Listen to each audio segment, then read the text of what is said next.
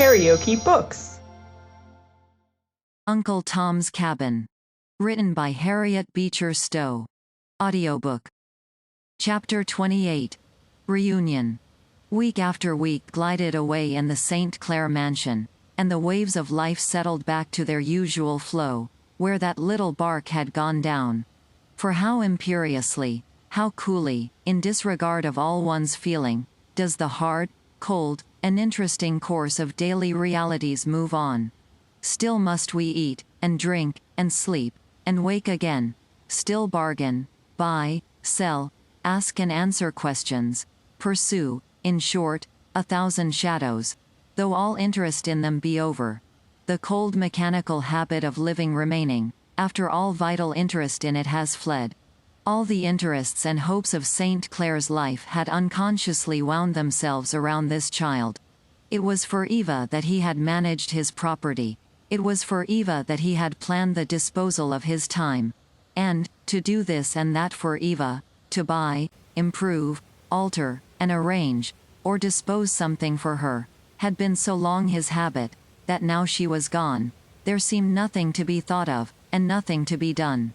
True, there was another life, a life which, once believed in, stands as a solemn, significant figure before the otherwise unmeaning ciphers of time, changing them to orders of mysterious, untold value. St. Clair knew this well, and often, in many a weary hour, he heard that slender, childish voice calling him to the skies, and saw that little hand pointing to him the way of life. But a heavy lethargy of sorrow lay on him, he could not arise. He had one of those natures which could better and more clearly conceive of religious things from its own perceptions and instincts, than many a matter-of-fact and practical Christian. The gift to appreciate and the sense to feel the finer shades and relations of moral things, often seems an attribute of those whose whole life shows a careless disregard of them. Hence Moore, Byron, Goethe, often speak words more wisely descriptive of the true religious sentiment, than another man, whose whole life is governed by it. In such minds, disregard of religion is a more fearful treason, a more deadly sin.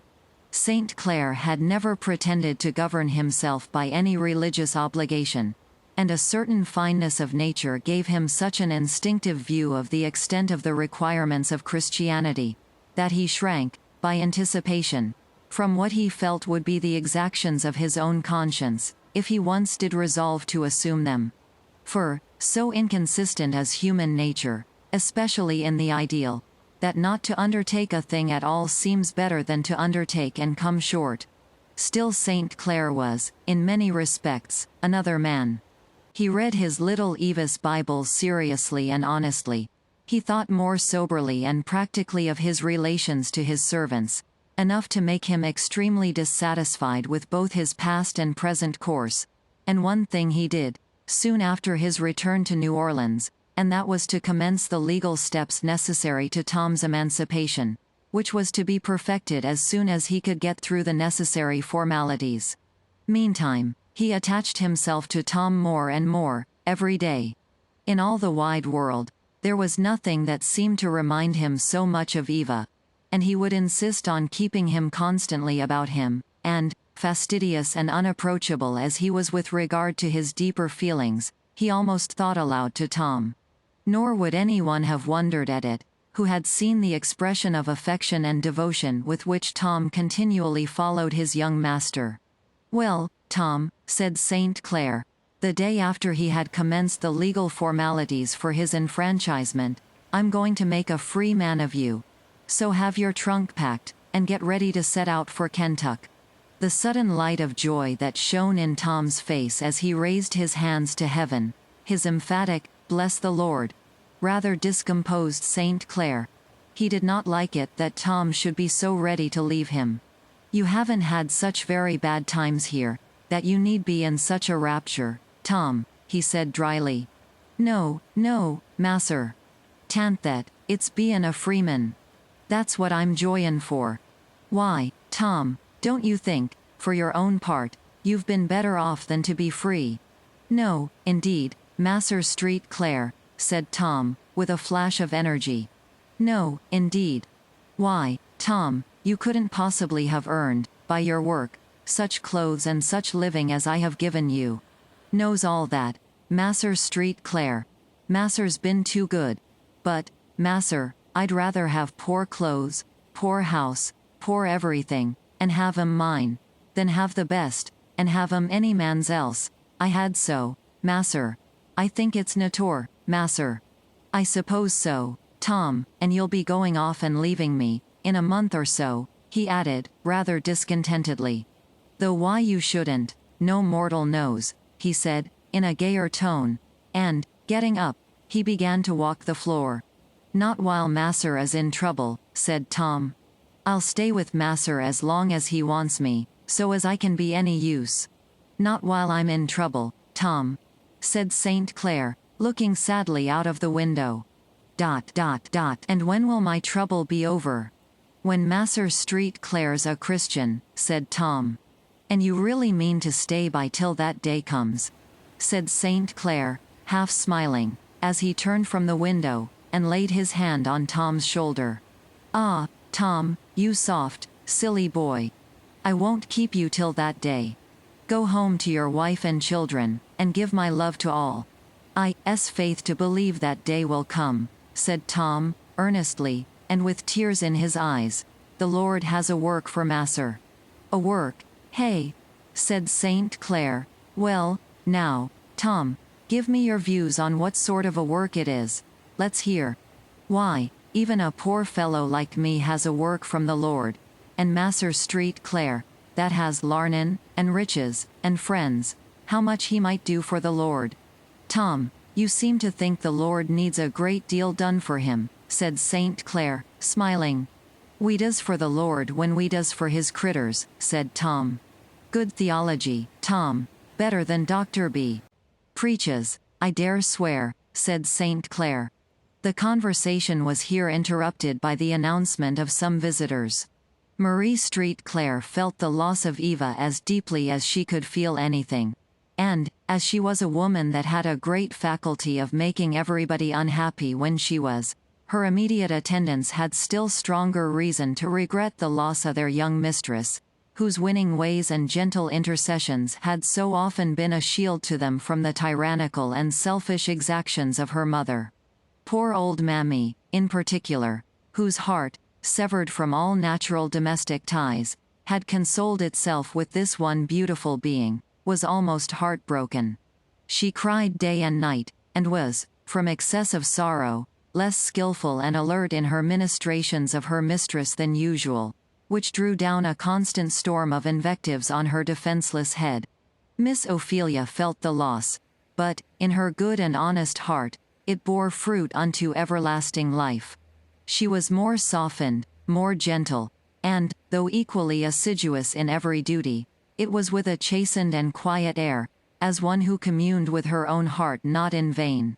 She was more diligent in teaching Topsy, taught her mainly from the Bible, did not any longer shrink from her touch, or manifest an ill-repressed disgust, because she felt none. She viewed her now through the softened medium that Eva's hand had first held before her eyes, and saw in her only an immortal creature, whom God had sent to be led by her to glory and virtue. Topsy did not become at once a saint, but the life and death of Eva did work a marked change in her. The callous indifference was gone. There was now sensibility, hope, desire, and the striving for good, a strife irregular, interrupted, suspended oft, but yet renewed again. One day, when Topsy had been sent for by Miss Ophelia, she came, hastily thrusting something into her bosom. What are you doing there, you limb? You've been stealing something, I'll be bound, said the imperious little Rosa, who had been sent to call her, seizing her, at the same time, roughly by the arm. You go, long, Miss Rosa, said Topsy, pulling from her. Tant none o' your business. None o' your sachet, said Rosa. I saw you hiding something, I know tricks, and Rosa seized her arm, and tried to force her hand into her bosom, while Topsy, enraged, kicked and fought valiantly for what she considered her rights. The clamor and confusion of the battle drew Miss Ophelia and St. Clair both to the spot. She's been stealing, said Rosa. I han't, neither, vociferated Topsy, sobbing with passion. Give me that, whatever it is, said Miss Ophelia, firmly. Topsy hesitated, but, on a second order, pulled out of her bosom a little parcel done up in the foot of one of her own old stockings. Miss Ophelia turned it out. There was a small book, which had been given to Topsy by Eva, containing a single verse of scripture, arranged for every day in the year, and in a paper the curl of hair that she had given her on that memorable day when she had taken her last farewell. St. Clair was a good deal affected at the sight of it. The little book had been rolled in a long strip of black crepe, torn from the funeral weeds. What did you wrap this round the book for? Said St. Clair, holding up the crepe. Cause, tea was Miss Eva. Oh, don't take 'em away, please, she said, and, sitting flat down on the floor, and putting her apron over her head, she began to sob vehemently. It was a curious mixture of the pathetic and the ludicrous. The little old stockings, black crepe, textbook, fair, soft curl, and Topsy's utter distress. St. Clair smiled, but there were tears in his eyes, as he said, Come, don't cry. You shall have them. And, putting them together, he threw them into her lap, and drew Miss Ophelia with him into the parlor. I really think you can make something of that concern, he said, pointing with his thumb backward over his shoulder. Any mind that is capable of a real sorrow is capable of good. You must try and do something with her. The child has improved greatly, said Miss Ophelia. I have great hopes of her. But, Augustine, she said, laying her hand on his arm, one thing I want to ask. Whose is this child to be? Yours or mine? Why, I gave her to you, said Augustine. But not legally. I want her to be mine legally, said Miss Ophelia. Phew. Cousin, said Augustine. What will the Abolition Society think? They'll have a day of fasting appointed for this backsliding, if you become a slaveholder. Oh, nonsense. I want her mine, that I may have a right to take her to the free states, and give her her liberty, that all I am trying to do be not undone. Oh, cousin, what an awful, doing evil that good may come. I can't encourage it. I don't want you to joke, but to reason, said Miss Ophelia. There is no use in my trying to make this child a Christian child, unless I save her from all the chances and reverses of slavery. And, if you really are willing I should have her, I want you to give me a deed of gift, or some legal paper. Well, said St. Clair, I will, and he sat down, and unfolded a newspaper to read. But I want it done now, said Miss Ophelia. What's your hurry? Because now is the only time there ever is to do a thing in, said Miss Ophelia. Come, now, here's paper, pen, and ink. Just write a paper. St. Clair, like most men of his class of mind, cordially hated the present tense of action, generally, and, therefore, he was considerably annoyed by Miss Ophelia's downrightness. Why, what's the matter? Said he. Can't you take my word? One would think you had taken lessons of the Jews, coming at a fellow so. I want to make sure of it, said Miss Ophelia. You may die, or fail, and then Topsy be hustled off to auction, spite of all I can do. Really, you are quite provident. Well, seeing I'm in the hands of a Yankee, there is nothing for it but to concede. And St. Clair rapidly wrote off a deed of gift, which, as he was well versed in the forms of law, he could easily do, and signed his name to it in sprawling capitals, concluding by a tremendous flourish. There, isn't that black and white, now, Miss Vermont? He said, as he handed it to her. Good boy, said Miss Ophelia, smiling. But must it not be witnessed? Oh, bother. Yes. Here, he said, opening the door into Marie's apartment. Marie, cousin wants your autograph. Just put your name down here. What's this? Said Marie, as she ran over the paper. Ridiculous. I thought cousin was too pious for such horrid things, she added, as she carelessly wrote her name. But, if she has a fancy for that article, I am sure she's welcome. There, Now, she's yours, body and soul, said St. Clair, handing the paper. No more mine now than she was before, Miss Ophelia. Nobody but God has a right to give her to me, but I can protect her now. Well, she's yours by a fiction of law, then, said St. Clair, as he turned back into the parlor, and sat down to his paper. Miss Ophelia, who seldom sat much in Marie's company, followed him into the parlor, having first carefully laid away the paper. Augustine, she said, suddenly, as she sat knitting, have you ever made any provision for your servants, in case of your death? No, said St. Clair, as he read on. Then all your indulgence to them may prove a great cruelty, by and by. St. Clair had often thought the same thing himself, but he answered, negligently. Well, I mean to make a provision, by and by. When? Said Miss Ophelia. Oh, one of these days. What if you should die first? Cousin, what's the matter? Said St. Clair, laying down his paper and looking at her. Do you think I show symptoms of yellow fever or cholera, that you are making post-mortem arrangements with such zeal? In the midst of life we are in death, said Miss Ophelia. St. Clair rose up, and laying the paper down, carelessly, walked to the door that stood open on the veranda, to put an end to a conversation that was not agreeable to him. Mechanically, he repeated the last word again, death. And, as he leaned against the railings, and watched the sparkling water as it rose and fell in the fountain, and, as in a dim and dizzy haze, saw flowers and trees and vases of the courts, he repeated, again the mystic word so common in every mouth, yet of such fearful power, death.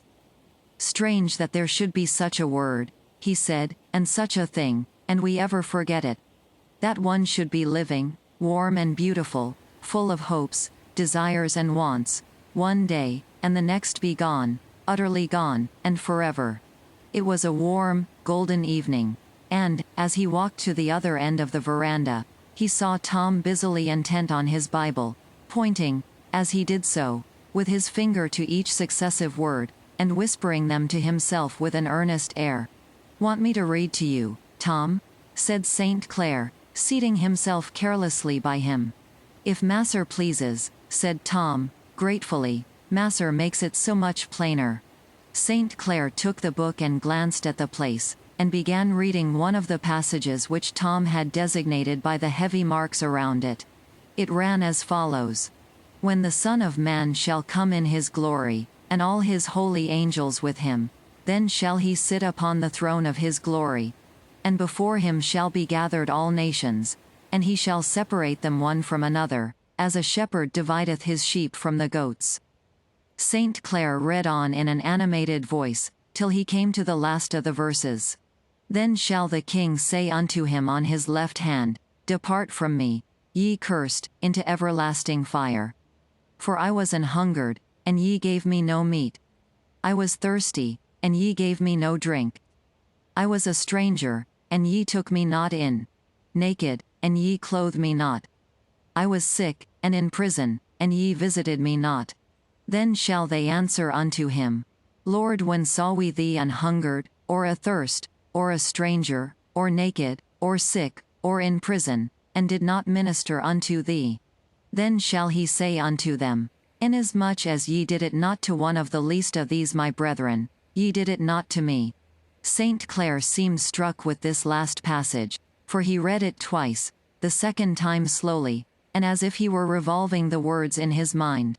Tom, he said, these folks that get such hard measure seem to have been doing just what I have, living good, easy, respectable lives, and not troubling themselves to inquire how many of their brethren were hungry or athirst, or sick, or in prison. Tom did not answer. St. Clair rose up and walked thoughtfully up and down the veranda, seeming to forget everything in his own thoughts. So absorbed was he, that Tom had to remind him twice that the tea-bell had rung, before he could get his attention. St. Clair was absent and thoughtful, all tea-time. After tea, he and Marie and Miss Ophelia took possession of the parlor almost in silence. Marie disposed herself on a lounge, under a silken mosquito curtain, and was soon sound asleep. Miss Ophelia silently busied herself with her knitting. St. Clair sat down to the piano, and began playing a soft and melancholy movement with the Aeolian accompaniment. He seemed in a deep reverie, and to be soliloquizing to himself by music. After a little, he opened one of the drawers, took out an old music book whose leaves were yellow with age, and began turning it over. "There," he said to Miss Ophelia. "This was one of my mother's books, and here is her handwriting, come and look at it." She copied and arranged this from Mozart's Requiem. Miss Ophelia came accordingly. "It was something she used to sing often," said St. Clair. "I think I can hear her now." He struck a few majestic chords, and began singing that grand old Latin piece, the Dies Irae. Tom, who was listening in the outer veranda, was drawn by the sound to the very door, where he stood earnestly. He did not understand the words, of course, but the music and manner of singing appeared to affect him strongly, especially when St. Clair sang the more pathetic parts. Tom would have sympathized more heartily, if he had known the meaning of the beautiful words. Recordare Jesu Pi. Quod sum causa tar vi. Ne me perdes, illa die. Querens me sedisti lassus. Redemisti crucem passus. Tantus laor non sit cassus. These lines have been thus rather inadequately translated.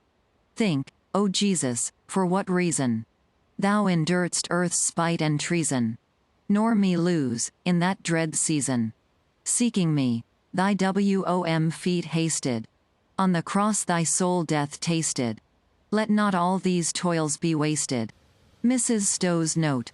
St. Clair threw a deep and pathetic expression into the words, for the shadowy veil of years seemed drawn away, and he seemed to hear his mother's voice leading his. Voice and instrument seemed both living, and threw out with vivid sympathy those strains which the ethereal Mozart first conceived as his own dying requiem. When St. Clair had done singing, he sat leaning his head upon his hand a few moments, and then began walking up and down the floor. "What a sublime conception is that of a last judgment," said he, "a righting of all the wrongs of ages, a solving of all moral problems, by an unanswerable wisdom. It is, indeed, a wonderful image." "It is a fearful one to us," said Miss Ophelia. "It ought to be to me, I suppose," said St. Clair, stopping, thoughtfully. "I was reading to Tom, this afternoon, that chapter in Matthew that gives an account of it, and I have been quite struck with it. One should have expected some terrible enormities charged to those who are excluded from heaven, as the reason. But no, they are condemned for not doing positive good, as if that included every possible harm." "Perhaps," said Miss Ophelia, "it is impossible for a person who does no good not to do harm." "And what," said St. Clair, speaking abstractedly, but with deep feeling, "what shall be said of one whose own heart, whose education, and the wants of society, have called in vain to some noble purpose, who has floated on, a dreamy, neutral spectator of the struggles, agonies, and wrongs of man, when he should have been a worker? I should say," said Miss Ophelia, "that he ought to repent, and begin now." "Always practical and to the point," said St. Clair, his face breaking out into a smile. "You never leave me any time for general reflections, cousin. You always bring me shored up against the actual present. You have a kind of eternal now, always in your mind." "Now is all the time I have anything to do with," said Miss Ophelia. "Dear little Eva, poor child," said St. Clair, "she had set her little simple soul on a good work for me." It was the first time since Eva's death that he had ever said as many words as these to her, and he spoke now evidently repressing very strong feeling. "My view of Christianity is such," he added, "that I think no man can consistently profess it without throwing the whole weight of his being against this monstrous system of injustice that lies at the foundation of all our society, and, if need be, sacrificing himself in the battle. That is, I mean that I could not be a Christian otherwise, though I have certainly had intercourse with a great many enlightened and Christian people who did no such thing, and I confess that the apathy of religious people on this subject, their want of perception of wrongs that filled me with horror, have engendered in me more skepticism than any other thing. If you knew all this, said Miss Ophelia, why didn't you do it? Oh, because I have had only that kind of benevolence which consists in lying on a sofa, and cursing the church and clergy for not being martyrs and confessors. One can see, you know, very easily, how others ought to be martyrs. Well, are you going to do differently now? Said Miss Ophelia. God only knows the future, said St. Clair. I am braver than I was, because I have lost all, and he who has nothing to lose can afford all risks. And what are you going to do? My duty, I hope, to the poor and lowly, as fast as I find it out, said St. Clair, beginning with my own servants, for whom I have yet done nothing, and, perhaps, at some future day, it may appear that I can do something for a whole class, something to save my country from the disgrace of that false position in which she now stands before all civilized nations. Do you suppose it possible that a nation ever will voluntarily emancipate? Said Miss Ophelia. I don't know, said St. Clair. This is a day of great deeds. Heroism and disinterestedness are rising up, here and there, in the earth. The Hungarian nobles set free millions of serfs, at an immense pecuniary loss, and, perhaps, among us may be found generous spirits, who do not estimate honor and justice by dollars and cents. I hardly think so, said Miss Ophelia. But, suppose we should rise up tomorrow and emancipate, who would educate these millions, and teach them how to use their freedom? They never would rise to do much among us. The fact is, we are too lazy and unpractical, ourselves, ever to give them much of an idea of that industry and energy which is necessary to form them into men. They will have to go north, where labor is the fashion, the universal custom, and tell me, now, is there enough Christian philanthropy, among your northern states, to bear with the process of their education and elevation? You send thousands of dollars to foreign missions, but could you endure to have the heathen sent into your towns and villages, and give your time, and thoughts, and money, to raise them to the Christian standard? That's what I want to know. If we emancipate, are you willing to educate? How many families, in your town, would take a Negro man and woman, teach them, bear with them, and seek to make them Christians? How many merchants would take Adolf, if I wanted to make him a clerk, or mechanics, if I wanted him taught a trade? If I wanted to put Jane and Rosa to a school, how many schools are there in the northern states that would take them in? How many families that would board them? And yet they are as white as many a woman, north or south. You see, cousin, I want justice done us. We are in a bad position. We are the more obvious oppressors of the Negro, but the unchristian prejudice of the North is an oppressor almost equally severe. Well, cousin, I know it is so, said Miss Ophelia. I know it was so with me, till I saw that it was my duty to overcome it. But, I trust I have overcome it. And I know there are many good people at the North, who in this matter need only to be taught what their duty is, to do it. It would certainly be a greater self-denial to receive heathen among us, than to send missionaries to them. But I think we would do it. You would, I know, said St. Clair. I'd like to see anything you wouldn't do, if you thought it your duty. Well, I'm not uncommonly good, said Miss Ophelia. Others would, if they saw things as I do. I intend to take Topsy home, when I go. I suppose our folks will wonder, at first, but I think they will be brought to see as I do. Besides, I know there are many people at the North who do exactly what you said. Yes, but they are a minority, and, if we should begin to emancipate to any extent, we should soon hear from you. Miss Ophelia did not reply. There was a pause of some moments, and St. Clair's countenance was overcast by a sad, dreamy expression. I don't know what makes me think of my mother so much, tonight, he said. I have a strange kind of feeling, as if she were near me. I keep thinking of things she used to say. Strange, what brings these past things so vividly back to us, sometimes. St. Clair walked up and down the room for some minutes more, and then said, I believe I'll go down street, a few moments, and hear the news, tonight. He took his hat, and passed out. Tom followed him to the passage, out of the court, and asked if he should attend him. "No, my boy," said St. Clair. "I shall be back in an hour." Tom sat down in the veranda. It was a beautiful moonlight evening, and he sat watching the rising and falling spray of the fountain, and listening to its murmur. Tom thought of his home, and that he should soon be a free man, and able to return to it at will. He thought how he should work to buy his wife and boys. He felt the muscles of his brawny arms with a sort of joy, as he thought they would soon belong to himself, and how much they could do to work out the freedom of his family. Then he thought of his noble young master, and, ever second to that, came the habitual prayer that he had always offered for him. And then his thoughts passed on to the beautiful Eva, whom he now thought of among the angels, and he thought till he almost fancied that that bright face and golden hair were looking upon him, out of the spray of the fountain. And, so musing, he fell asleep, and dreamed he saw her coming bounding towards him, just as she used to come, with a wreath of jessamine in her hair, her cheeks bright, and her eyes radiant with delight. But, as he looked, she seemed to rise from the ground. Her cheeks wore a paler hue, her eyes had a deep, divine radiance.